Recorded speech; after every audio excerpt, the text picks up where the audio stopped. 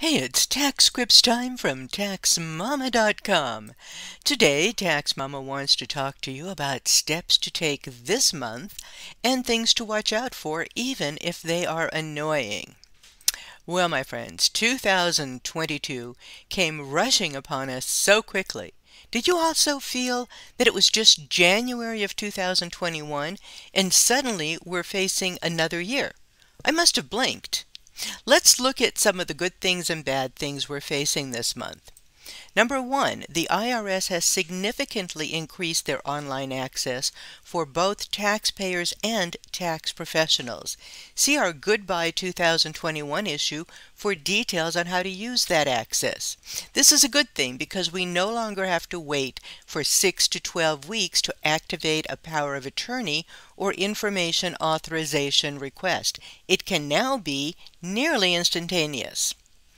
2. The IRS has locked the W-4 estimator while they retool for the new year. Considering that the IRS has always recommended that employees file a new W-4 with their employers early in January, that's a little bit short-sighted. Meanwhile, you can use the W-4 estimators at TurboTax and H&R Block.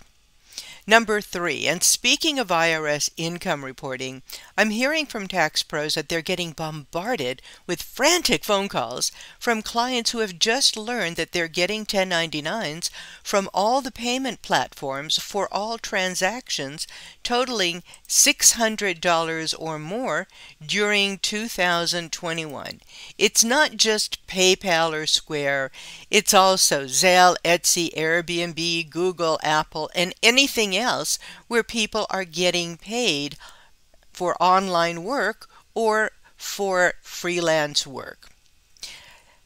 I don't know why this is such a shock. It was announced in the middle of last year that this was coming. Why is this coming? Because when those platforms only issued the 1099-K for 200 transactions and $20,000, those people who didn't get the 1099s didn't bother to report the income. That's billions of dollars of unreported income. Folks, the money you get paid on those platforms is generally taxable. If you have related expenses, you can deduct the business expenses just like any other business. Number 4, speaking of 1099s, January is the month that all those forms need to be sent to anyone who provided services of $600 or more last year. Be sure you have their correct name, mailing address, and Social Security number or taxpayer ID number. The request to get the form, the W-9 form, filled out in January often results in rage and fury. Fury is worse than rage, sometimes literally leading to violence, and sometimes a refusal to provide the information altogether. Why? Weren't these people planning to report their income? The solution for 2022 payments to the service providers is to get them to fill out that W-9 this month or before they get the first payment in 2022. For more notes on my perspective and advice on this issue, read my answer about what to do this month when a contractor refuses to provide their Social Security number or taxpayer ID number. Number 5, estimated payments are due on January 18th. Why the 15th falls on a weekend, the 17th is Martin Luther King Jr. Day. When making your payments, please pay electronically. I am still hearing horror stories about people who mailed their checks months ago and the IRS still hasn't recorded the payments in their accounts, and worse, IRS Collections Division is starting to issue lien notices and even levy demands. Number 6, student financial aid or FAFSA forms are often due in January or February for the coming year. FAFSA requires tax information.